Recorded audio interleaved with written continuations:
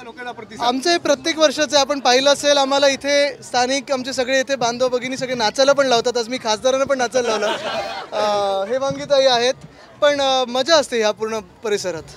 नक्कीच आगामी लोकसभा निवडणुकीत इथल्या लोकांचा पण चांगला प्रतिसाद बघता. यावेळेस किती लिंडर खासदार निवडून येतील? बघा, पूर्ण महाराष्ट्रात आपण पाहताय महाविकास आघाडी आणि इंडिया आघाडीचं पूर्ण सगळीकडे वारे आहेत.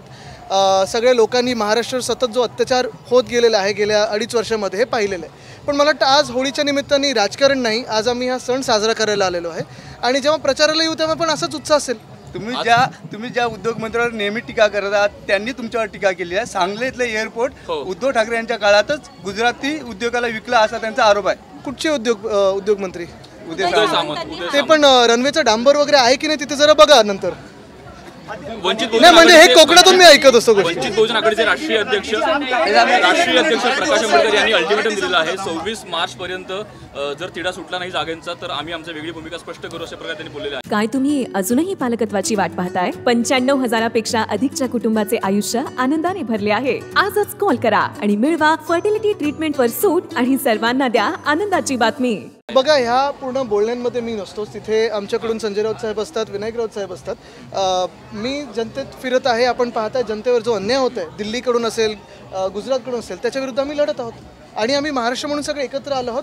आपण पाहत असाल मध्यंतरी पण 1-2 स्टेटमेंट्स असे होते भाजपकडून की 400 निवडून द्या. 400 ते येतच नाहीत, बहुमत पण येत नाही, पण 400 निवडून द्या म्हणजे डॉक्टर बाबासाहेब आंबेडकरांनी जे संविधान दिले ते त्यांना बदलायचं आहे. आज पण जी चर्चा सुरू आहे की आमच्या समोर दक्षिण मुंबईत जे उमेदवार येणार आहेत राहुल नार्वेकर, ह्यांना एवढ्यासाठीच त्यांना उमेदवार करायचं आहे कारण त्यांनी डॉक्टर बाबासाहेब आंबेडकरांनी जी घटना लिहून दिली त्याचा अपमान केला, ते बदलण्याचा प्रयत्न केला, त्याच्या विरोधात काम केलं, म्हणून त्यांना बक्षीस म्हणून सीट देण्याचा प्रयत्न आहे.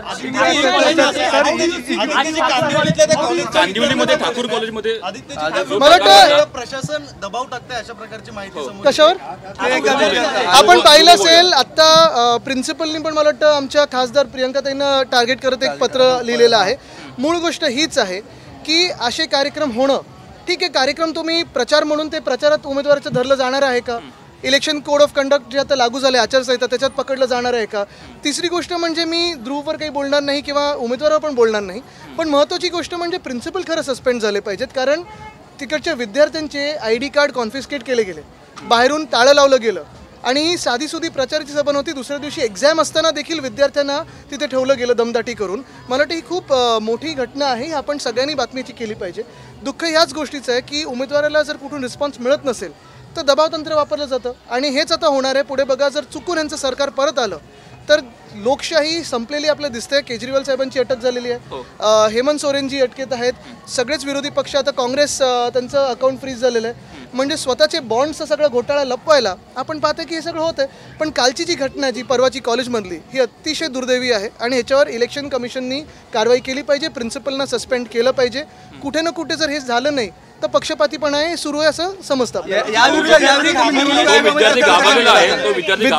विद्यार्थ्याची आम्हाला चिंता आहे, त्याच्या जीवाची चिंता आहे आम्हाला. त्याला सस्पेंड करतील किंवा भाजप त्याला काहीतरी करेल. मला वाटतं तिकडचे जे भाजपचे उमेदवार आहेत त्यांनी आम्हाला आश्वासित करावा जनतेला की त्या विद्यार्थ्यावर कारवाई होणार नाही आणि त्याच्या जीवाला धोका नसेल. आप यहाँ पे आए हैं ग्राउंड पे, फेस्टिव सीजन चालू है होली का, किस तरह से क्या भावना है? यहाँ आप देख रहे हो ये फेस्टिव सीजन हम हर साल आते हैं, एक अलग वातावरण होता है यहाँ, बहुत फेस्टिव होता है. और सर दूसरी बात, अरविंद केजरीवाल को जिस तरह से अरेस्ट किया है, कहीं ना कहीं इलेक्ट्रल बॉन्ड का जो इश्यू था उसको सप्रेस करने की कोशिश की जा रही है. बिल्कुल, हमारे दूसरे अरविंद जी यहाँ ही और यही बात है. लेकिन अगर आप सीरियसली बात को सोचे तो चुनाव के पहले ही अरविंद केजरीवाल जी को अरेस्ट हो, हेमंत सोरेन जी की अरेस्ट हो, फिर काफ़ी सारे जो विपक्ष के नेता हैं उन पे दबाव तंत्र हो, कांग्रेस जैसे एक विरोधी पक्ष का अकाउंट फ्रीज होना, ये हमारे देश के लिए अच्छे चिन्ह नहीं है. लोकतंत्र पूरी ख़त्म हो चुकी है ऐसे लगने लगा है. अभी फ्री एंड फेयर इलेक्शंस कितने होते हैं इस पे सारे देश का नज़र है. सर कहीं ना कहीं संविधान बदलने के लिए 400 पार की ये तो उन्होंने कहा है, उनके ही नेता ने कहा है, आप ही ने रिपोर्ट किया है. सर आज एक राजकीय चर्चा होत आहे. शिंदे गटाच्या प्रमुखपदी राज ठाकरे यांची नेमणूक आहे अशी चर्चा चालू आहे. कसं बघता येईल? नाही बघा, जर तर मी उत्तर देत नाही. आज आपण पाहता इथे आम्ही हा सण साजरा करायला आलोय, तुम्ही पण या साजरा करूया. उदयनराजे दिल्लीत आहेत सर, उदयनराजे दिल्लीत आहेत. कोण? उदयनराजे 3 दिवसापासून दिल्लीत आहे. बघा, एक फरक असा आहे की कोल्हापूरला जेव्हा उद्धव साहेब गेले होते त्यांनी स्वतः जाऊन महाराजांची भेट घेतली त्या महाराजांना म्हणजे जे छत्रपती आहेत त्यांना आम्ही साहेबांना विनंती केली होती की आमच्याकडून लढा, आणि त्यांनी ते स्वीकारलेलं आहे. दुसऱ्या बाजूला जे छत्रपती उदयनराजे आहेत त्यांना भाजपकडून कशी ट्रीटमेंट मिळते आपण पाहत आहे. आणि मला वाटतं हे असंच होतं आहे, नुसतं ह्यांच्याबद्दल नाही तर संपूर्ण महाराष्ट्राला अपमान करत राहायचं, महाराष्ट्राचा सतत महाराष्ट्राच्या जनतेचा अपमान करत राहायचा.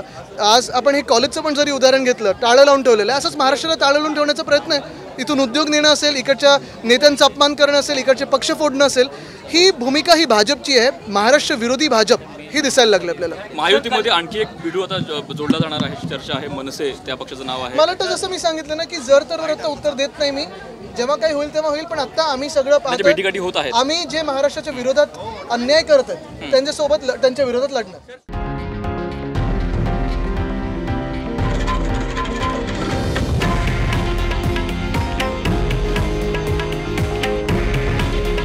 हे आहे देशातील नंबर 1 न्यूज नेटवर्क आणि आपण पाहत आहात TV9 मराठी.